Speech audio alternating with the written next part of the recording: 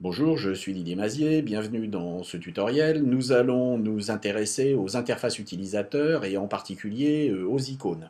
Alors, il est nécessaire que pour suivre, vous ayez des petites notions de HTML et de CSS, mais on essaiera d'expliciter ça au fur et à mesure. Vous voyez sur cette page qu'ici on a deux icônes, un petit vert ici et puis ici une note de musique. Si nous allons regarder ce que ça donne dans un navigateur, ici nous voyons que nous avons notre icône et nous avons notre note de musique. Si j'actualise la page, on devrait arriver à le faire arriver au milieu. Donc là, on va réenregistrer la page et puis on va revenir actualiser. Donc vous voyez ici, ça suit. Donc on a deux icônes. Comment faire pour obtenir ces icônes? Il y a plusieurs manières de travailler. La première manière, qui a été la première avec laquelle on a fonctionné, est en fait de travailler avec des séries d'images. C'est-à-dire qu'au lieu de charger le vert, de charger la note de musique, et puis après de charger toutes sortes d'icônes, eh bien simplement, nous avons un fichier dans lequel nous avons ici la totalité des icônes dont on va se servir. Donc vous voyez ici, on a le vert, la note de musique, etc., etc. Et puis, après, on aura des images qui seront des images qui peuvent être en gris ou qui peuvent être de différentes couleurs. Alors ces icônes ont été travaillées, on appelle ça des glyph icônes.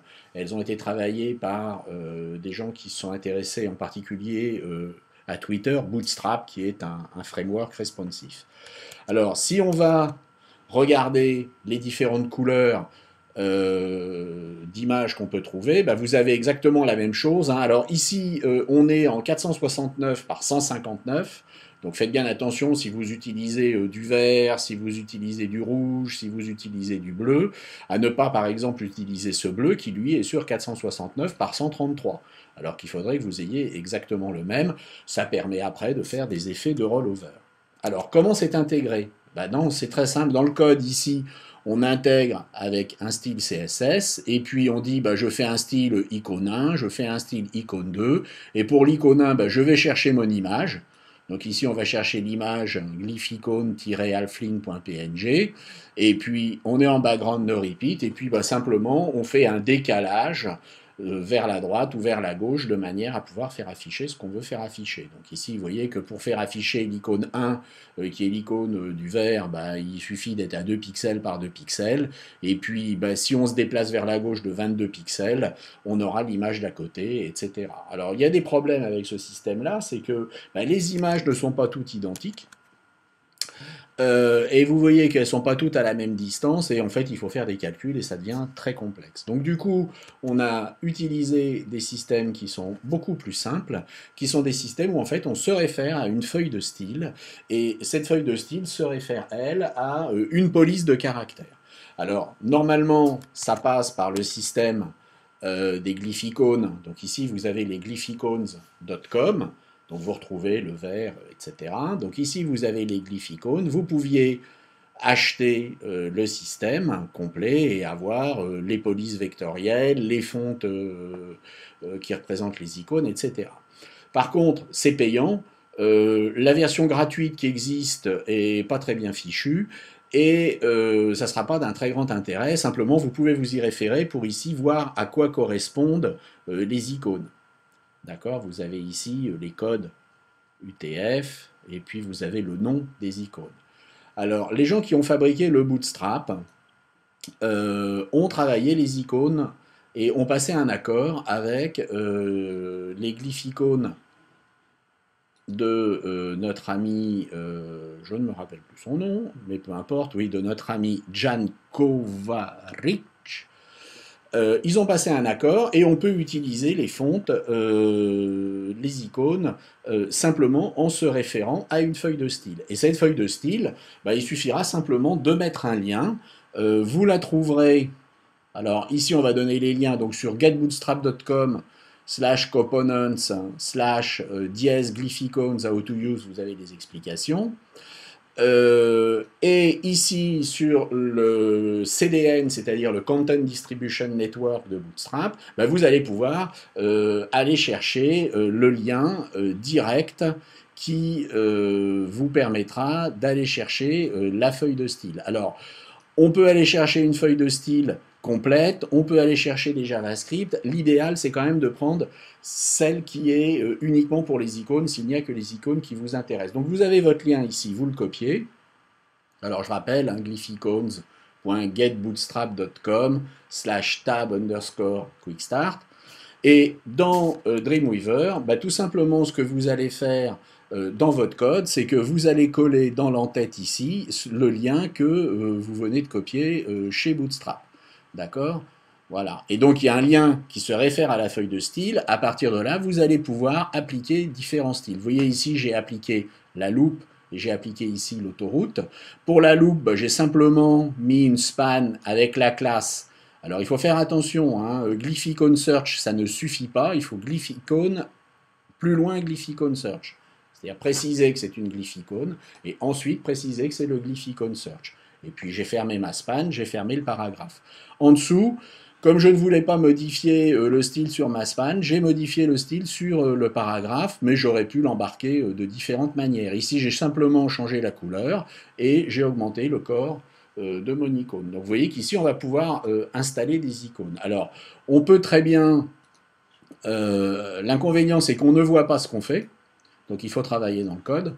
Vous ne le voyez que lorsque vous êtes en direct. D'accord? Donc vous pouvez ici travailler dans le code et voir en direct ce qui se passe. Par exemple ici, je peux rajouter un paragraphe, et puis je vais rajouter, alors on va faire un copier-coller, hein, on va même faire un copier-coller de ça pour avoir la même couleur.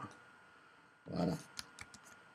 Voilà, donc on va coller ça, et puis on va changer simplement la référence à l'icône. Donc vous voyez que ici, si j'actualise, j'ai bien deux fois ma route en 36 points. Je peux très bien ici sélectionner ma span. Voilà. Et puis, alors, est-ce qu'il va vouloir le faire? Ah oui, il faut être en... Voilà. Ma span a été sélectionnée. Ici, je suis dans un glyphicone road. Je peux très bien aller mettre ce que je veux à la place. Par exemple, ici, on va mettre une poubelle. Tiens, hop, une petite poubelle. Alors, vous voyez que ça ne marche pas si vous n'avez pas deux fois glyphicone. Hein. Attention. Ici, je vais le copier, je vais le rajouter. Voilà. Espace. Voilà, logiquement, je dois avoir ma poubelle. Voilà, donc là, j'ai ma poubelle. Si la couleur ne me plaît pas, bah, je sélectionne mon paragraphe. Et puis, au niveau de mon paragraphe, je vais sélectionner la totalité du paragraphe.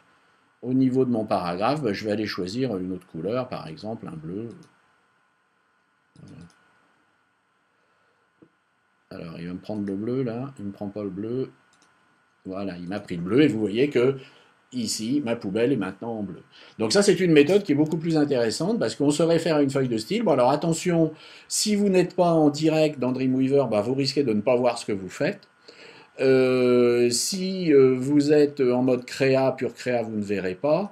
Donc il faut être en direct, et quand vous êtes en direct, vous avez des difficultés à éditer les choses. Donc le mieux, c'est de travailler en code, et puis de vous mettre ici en même temps en direct. Ce qui fait que vous allez travailler votre code, et vous voyez au fur et à mesure la mise en page qui se fait avec les icônes. Alors attention, il y a un lien, et effectivement, si vous n'êtes pas en ligne, bah, du coup, ça ne marchera pas.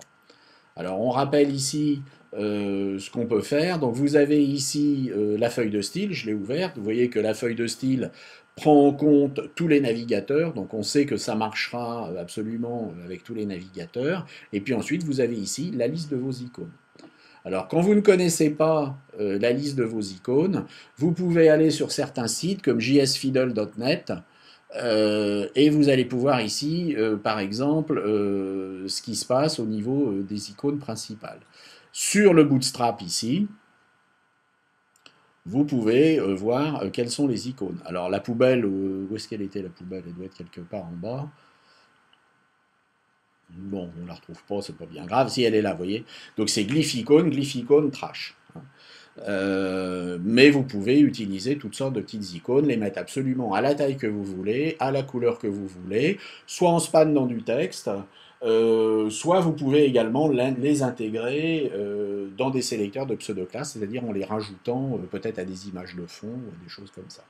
Voilà, bah, j'espère que ça vous a intéressé. C'était un peu technique, je suis désolé, mais pensez qu'aujourd'hui, pour installer des icônes, vous n'avez plus besoin d'images, vous pouvez travailler avec des fontes et que vous n'avez même pas installées puisqu'elles sont dans une feuille de style en ligne sur un serveur de contenu de chez Bootstrap.